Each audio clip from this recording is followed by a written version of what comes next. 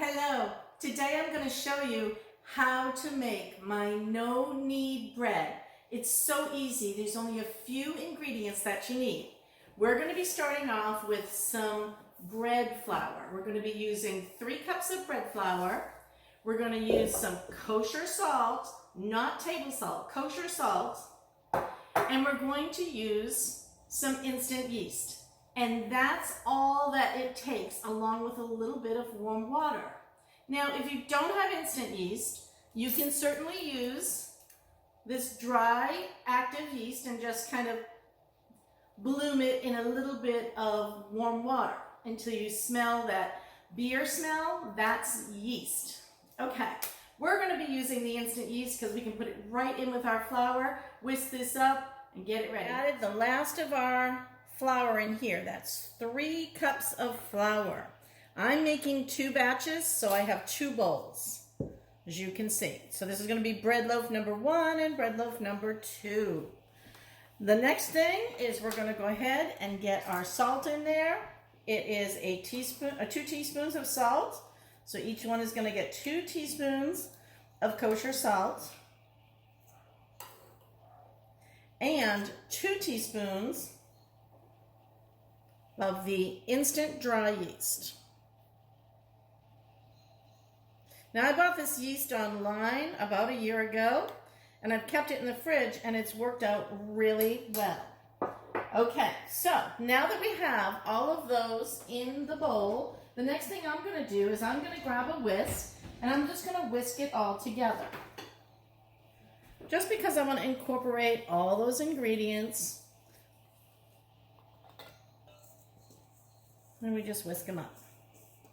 The next step is we're going to add in 1.5 cups of water to each bowl. So I have 3 cups of water. And sometimes we need to add just a little bit more. But what's important is the temperature of the water. You want to make sure that you can put your finger in it like a really hot bath. If it's too hot to put your finger in, then it's too hot for the yeast to survive. And that's the way I kind of tempt that.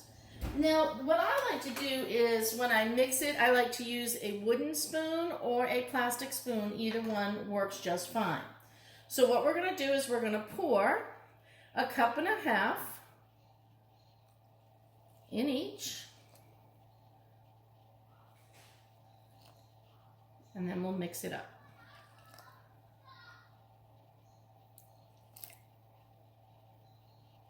Just a little bit more. That's about 1 2/3 cups. And I would say that's almost 1.5 cups right there. What I like about this recipe is that it's really forgiving. So if you mix your dough and your dough is a little bit too mushy, you can add a little bit more flour. If in fact your dough is too hard, it never should be like Play-Doh. It should just be a consistency just before you would have like a Play-Doh consistency. So this one might need a little bit more water. You can see that right now. I'm going to go ahead and just add a tablespoon at a time. Just a little zip at a time. There's about a tablespoon. And then we'll mix that up. We don't want it to be runny. We just want it to be kind of a loose dough. I'm going to add just a little bit more. See how that does. That's feeling about right to me. Scraping down the sides of the bowls. All right, and then let me go get the other dough. And we'll mix this one up too. Let's see if this one's going to need more water.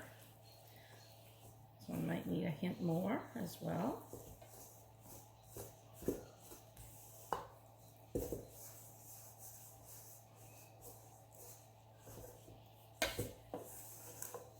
That one could use a hint more. See how it's kind of stringy? That's how I know it needs just a little bit more. So we're going to say 1.5 cups of water plus a couple of tablespoons if you need it. But again, real forgiving. This is a non-baker's loaf. Needs no kneading. Really doesn't need a whole lot. And this dough is very pliable, so I want to kind of show you the consistency. It's very sticky. That's what we want. Same here. Real sticky. All right. What we're going to do is we're just going to let these rise. These are going to set up now. We're going to place a cloth over the top of them, a damp cloth, and just let them set up in a warm place. All right, so here's our dough. We've just mixed it up. I got a couple of damp towels. We're going to place these over the top and set them in a nice warm area. Do not set them on this cold counter. It's not going to be good for them. Find a place, even if you have to put a towel down, where they can stay warm. Not hot, just warm. And then in an hour, we'll check to see if our dough is rising, and then they'll sit for 1 more hour. All right, it's been almost an hour. Let's peek and see what we've got going on here for this dough. As you can see, it's starting to rise. It hasn't quite doubled in size yet, but I know my yeast is working, so I'm going to cover it back up and let it do its thing. All right, we're preheating our oven to 450 degrees. Once that oven is up to temp, we're going to drop the cast iron pot, our Dutch oven, right in with the lid on, and let that cook and warm up. When your timer gets down to around the 10 or 5-minute mark is when you want to start prepping this surface with your tablespoon of all-purpose flour. So we'll go ahead and I might have a little more than that here, but that's okay. It's not going to hurt anything. We want to look at our bread that has risen twice its volume and sprinkle just a little bit on the top here as well. And now we're going to just kind of get it out of this bowl any way we can. Sometimes using a spatula works, and plop it right down on top of this surface. Let me grab a spatula, and that's what we're going to do.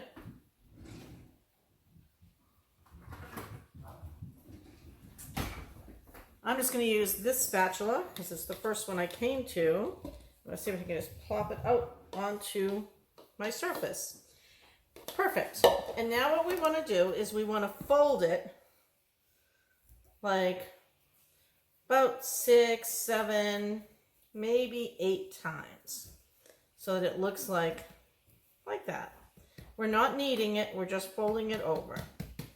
And then what we do is we take it and we can bring it right up, kind of shape it like a circle. And then we can put it on a piece of parchment paper. Just lift it up and put it right on that parchment paper.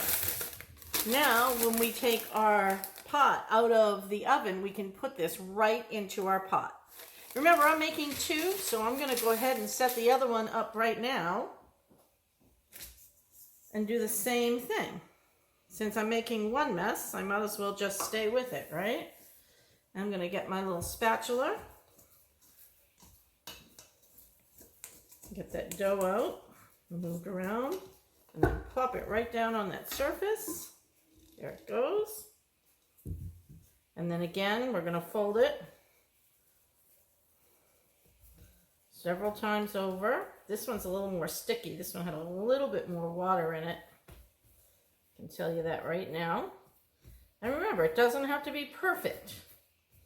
All it has to do is just be a nice rustic loaf of bread. Now, some people like to use this side where you folded it to get all those little peaks and valleys, and some people like to do it on the smoother side. That's entirely up to you, how you want your bread to look. All right, I'm going to plop that one onto my parchment paper as well. And I'm going to rinse my hands, pull out my Dutch oven, and we're going to put it right inside. All right, I'm going to very carefully go over and get my Dutch oven.